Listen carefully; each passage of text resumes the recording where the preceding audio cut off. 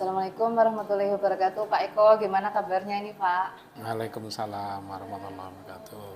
Alhamdulillah sehat.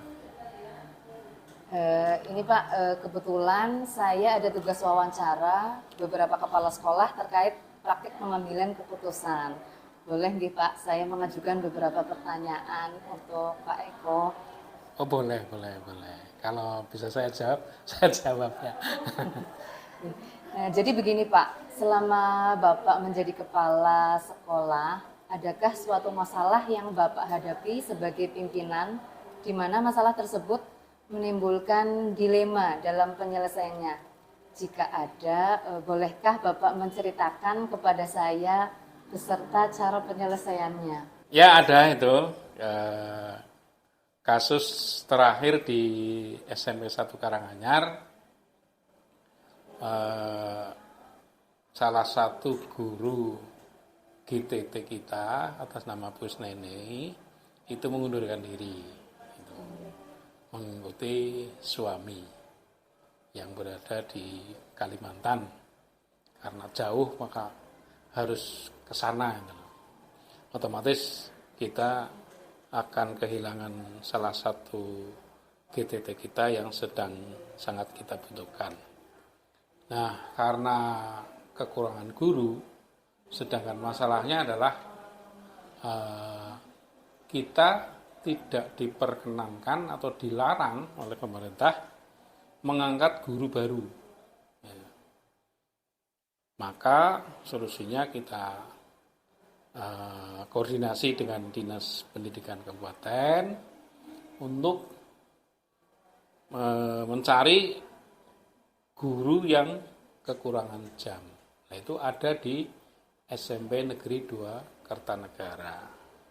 Kemudian kita koordinasi dengan kepala sekolahnya.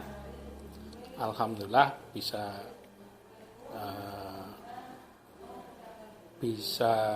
bersedia agar tenaganya sebagian di Karanganyar dan sebagian lagi di Kertanegara. Artinya gurunya itu mengajar di Kertanegara dan mengajar di Karanganyar. Sehingga perlu ada SK bersama. Ya, SK bersama. Alhamdulillah mulai minggu besok ya, itu sudah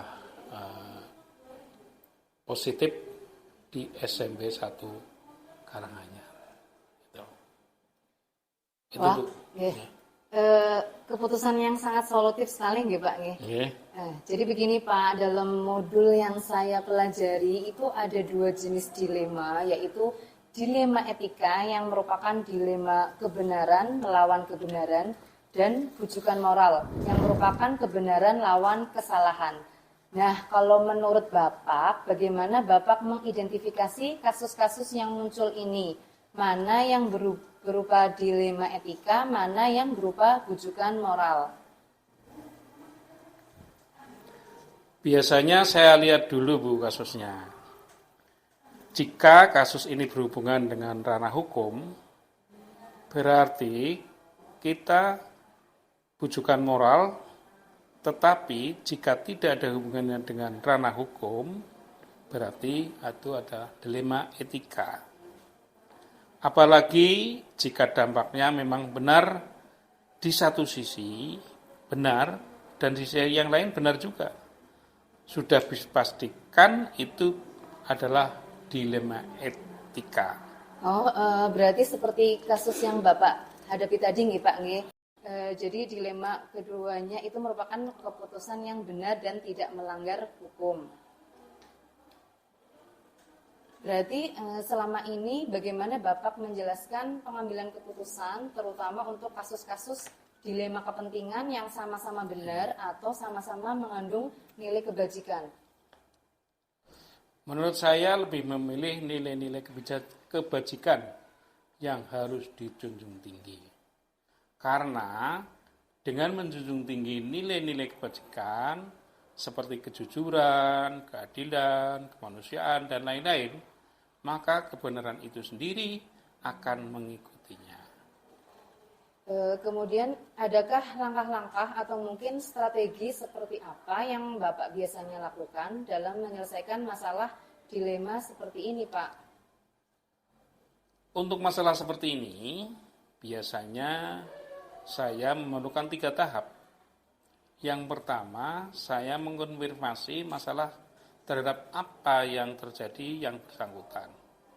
Yang kedua, berdiskusi dengan wakil kepala sekolah dan urusan yang lain di sekolah.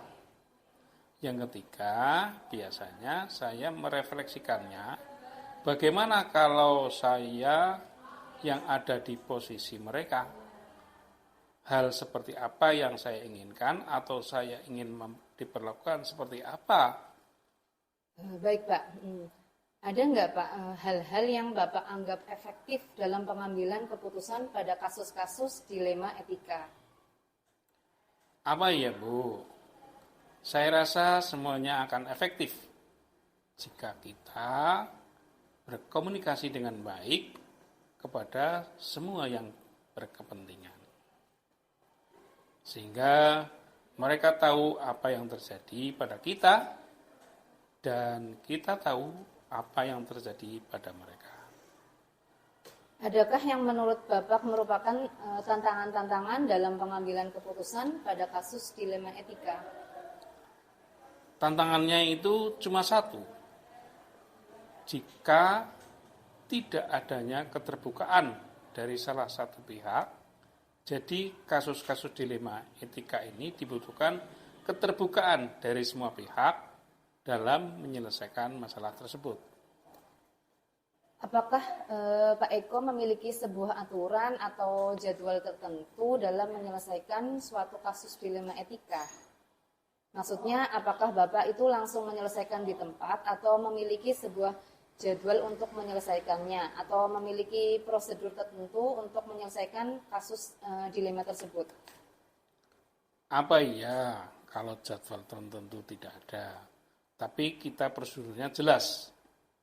Ada seperti kasus yang saya sampaikan tadi, memerlukan diskusi dengan wakil kepala sekolah, dengan unsur lain di sekolah. Langkah tersebut saya ambil untuk mencari solusi yang terbaik. Adakah seseorang atau faktor-faktor mungkin yang selama ini dapat mempermudah Bapak dalam mengambil keputusan untuk kasus-kasus dilema etika?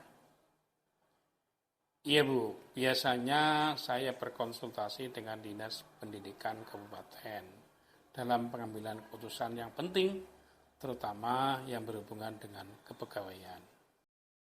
Apa rencana Bapak ke depan dalam menghadapi kasus-kasus yang dilematika, Pak? Ke depannya itu rencana Bapak seperti apa? Rencana saya yang ke depan, seperti yang sudah kita laksanakan saat ini, itu kita harus selalu berkomunikasi, ya, berkoordinasi. Kata kuncinya adalah komunikasi dan koordinasi. Selama komunikasi dan koordinasi itu kita jalankan dengan baik, maka hasil keputusan apapun, insya Allah keputusan yang terbaik. Iya, Pak. Kemudian bagaimana cara mengukur efektivitas keputusan yang Bapak ambil? Ya, menurut saya efektif gitu. Mengukurnya itu dengan aturan, ya, aturan yang ada. Kalau sudah sesuai dengan aturan, yaitu namanya efektif. Tapi kalau tidak sesuai aturan, ya berarti tidak efektif. Ini, Pak. Pertanyaan terakhir nih, Pak. Dari semua yang sudah Bapak sampaikan tadi, pelajaran apa yang dapat Bapak petik dari pengalaman Bapak dalam pengambilan keputusan sebuah masalah yang menimbulkan dilema etika? Intinya kita harus membangun jaringan komunikasi yang baik dengan banyak pihak. Kita juga harus membangun rasa empati kepada orang yang bekerja sama dengan kita. Dengan demikian, kerjasama kita dalam mewujudkan pendidikan yang baik dan menyenangkan bagi murid itu dapat terwujud dengan baik. Ya, terima kasih Bapak atas waktunya dan ketersediaannya menjadi narasumber wawancara saya hari ini, ya Pak. Ya. Kalau begitu, saya mohon izin pamit dulu. Semoga lancar semua pekerjaan Bapak hari ini. Amin. Terima kasih, ya Pak. Ya, Assalamualaikum warahmatullahi wabarakatuh. Waalaikumsalam warahmatullahi wabarakatuh.